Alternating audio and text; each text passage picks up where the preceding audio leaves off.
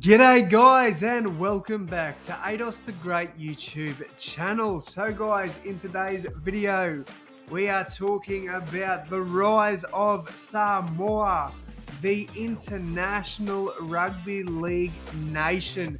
Very excited to talk about this one guys, but before we jump in, please hit that like button and subscribe. It really helps the growth of the channel and all that good stuff. Alright, so one of the best success stories in international rugby league is the rise of Samoa. The 2021 World Cup is what really started the rise of the Samoan international side, with many expecting they wouldn't do much in the competition.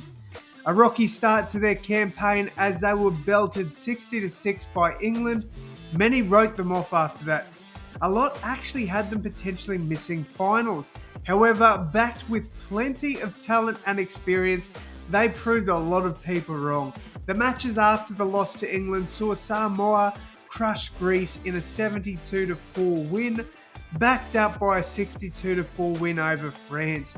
Despite these victories, many still said they wouldn't go far in finals. However, that would prove to be incredibly incorrect. In the quarterfinals, Samoa defeated a strong Tongan squad 20 points to 18 in one of the games of the tournament. Samoa then backed up that performance with an incredible 27-6 win over England. Stephen Crichton coming in clutch once again with a field goal to win the game and get revenge after the performance in Game 1. Unfortunately, that fairy tale would be cut short with Australia winning the World Cup 30 points to 10. This was still the highest that Samoa had ever finished in a World Cup, guiding them up the IRL rankings. Prior to this, their best season was 2013, where they finished the World Cup in the quarterfinals. They lost that one to Fiji 22-4. Now, they did, however, make the quarterfinal in 2017. However, I believe 2013 was their best finish due to the fact that they won 0 games in 2017. In 2023, Samoa entered the Pacific Championship to play against Australia and New Zealand respectively. This would unfortunately be a tough series for the nation, missing experienced halves Jerome Luai and Anthony Milford. They played Stephen Crichton and Dejan Arce in their halves pairings. Both struggled to really apply any pressure to their opponents as Australia took them down at 38-12, followed up by an extremely disappointing 50-0 loss to New Zealand, ending their series in disappointment. Despite their losses, I genuinely believe with experienced halves like Jerome Luai and Anthony Milford, this goes a completely different way. It's still tough to say that they would have won these games, but with actual game managers, they definitely make it more competitive. After the Pacific Championship, Samoa dropped from 3rd to 4th in the IRL rankings.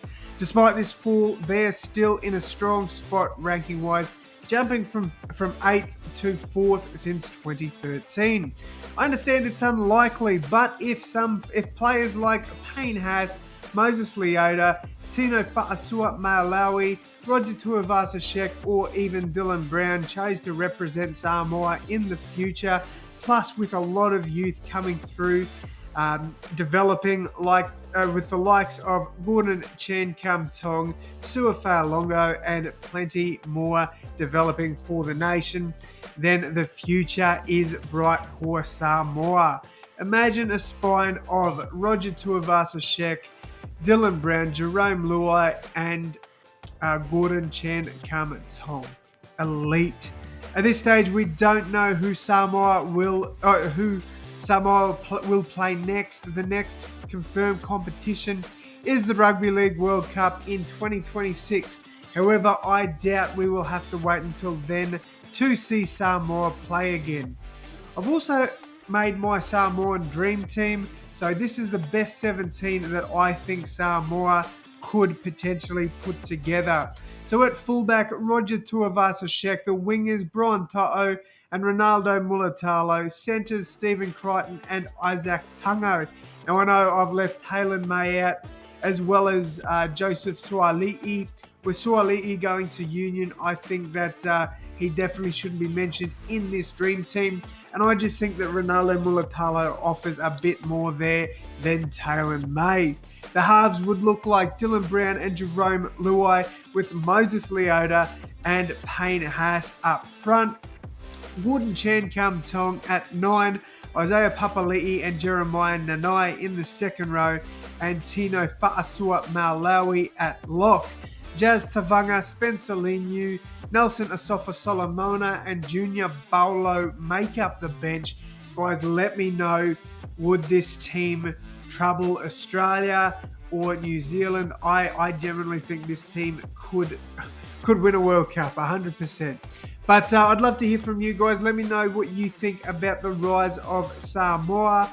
I think it's incredible. I hope they continue to improve. I know they will. They've got so much depth, so much youth coming through, and a lot of players that if they are willing to represent their nation, they will be absolutely difficult to stop. Thank you guys so much for tuning into this one. I hope you've enjoyed. Please do leave a like and subscribe to the channel, guys.